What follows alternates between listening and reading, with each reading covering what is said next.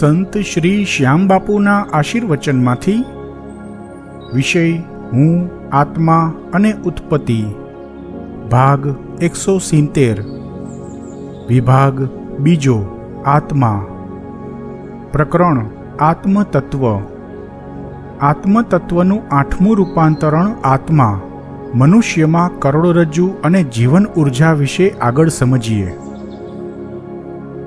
આજે હવે ભૌતિક વિજ્ઞાનના પ્રવાહમાં એવી ઘણી સાધનાઓ લુપ્ત થઈ ગઈ છે, છતાં પણ જો કોઈ એવી સાધના કરી શકે અને તે સાધનાની સિદ્ધિ પ્રાપ્ત કરી શકે, બેઠા બેઠા જ ઊંઘ કરી શકે, યોગ નિદ્રા કરી શકે, તો તે વ્યક્તિ પણ બહુ જ થોડી ઊંઘ કરીને પણ સાધારણમાંથી અસાધારણ ક્ષમતાઓ હાંસલ કરી શકે, જ્ઞાન પ્રાપ્ત કરી શકે।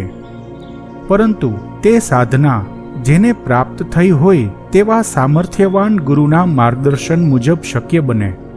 જો કોઈ માણસ જાતે સમજ્યા વગર આ સાધના કરે તો તેના દુષ્પરિણામ આવી શકે છે। તેથી અત્યારનું મેડિકલ સાયન્સ મેઘાવી માનવી નહીં, મશીન જેવા માનવી તૈયાર કરે છે। એટલે જ તો માણસોમાં બૌદ્ધિક ક્ષમતા વધતી જાય છે, પરંતુ જ્ઞાનનો પ્રવાહ રૂંધાતો જાય છે। એટલે જ તો અડધી પોણી સદીથી કોઈ ધરખમ આવિષ્કાર નથી થયો, તેના વિશે પહેલાં પણ લખી ચૂક્યો છું। શરીર માટે, જીવન માટે કરોડરજ્જુનું એટલું મહત્વ છે કે શાસ્ત્રોએ કરોડરજ્જુને મેરુદંડ કહ્યું છે।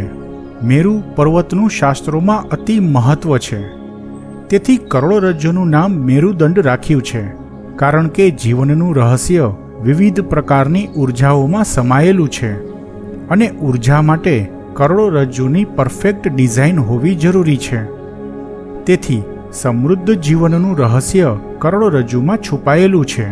તેથી કરોડરજ્જુને જેટલો વધારે સમય જીવન ઉર્જા સાથે એલાઇન કરી શકાય તેટલું જ્ઞાન વધારે પ્રાપ્ત કરી શકાય છે, કારણ કે કરોડરજ્જુ દ્વારા વધુ જ્ઞાન ગ્રહણ થઈ શક્યું અને મનુષ્યની ઉત્ક્રાંતિ થઈ।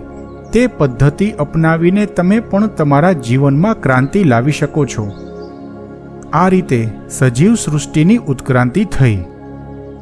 જેમ જેમ આત્મતત્વના રૂપાંતરણો થતા ગયા તેમ તેમ એક કોષી જીવમાંથી અસંખ્ય કોષી સજીવો બનતા ગયા।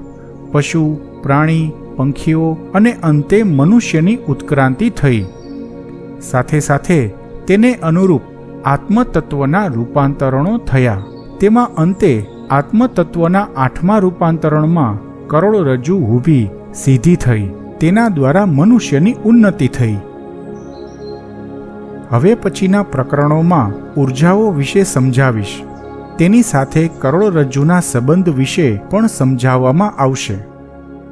હવેનું પ્રકરણ મનુષ્ય રૂપે આત્માની જીવનયાત્રા શરૂ થશે। આ મનુષ્યની સમાંતર ચાલતી રહેતી બે જિંદગી એટલે કે મનુષ્યની દેહધારી જિંદગી અને મનુષ્યની આત્મધારી જિંદગી વિશે આવશે। તેના પેટા પ્રકરણોમાં જીવન ઉર્જા વિશે, ચેતન ઉર્જા વિશે, કાર્મિક ઉર્જા વિશે, અન્ય વિવિધ પ્રકારની ઉર્જાઓ વિશે તેમજ સૂક્ષ્મ શરીર અને મનોમય શરીર વિશે પણ આવશે। જીવનના અનેક રહસ્યો ઉજાગર થશે। આત્મતત્વનું 8મું રૂપાંતરણ આત્મા મનુષ્ય પ્રકરણમાં કરોડરજ્જુ અને જીવન ઉર્જાનું પેટા પ્રકરણ પૂરું થયું।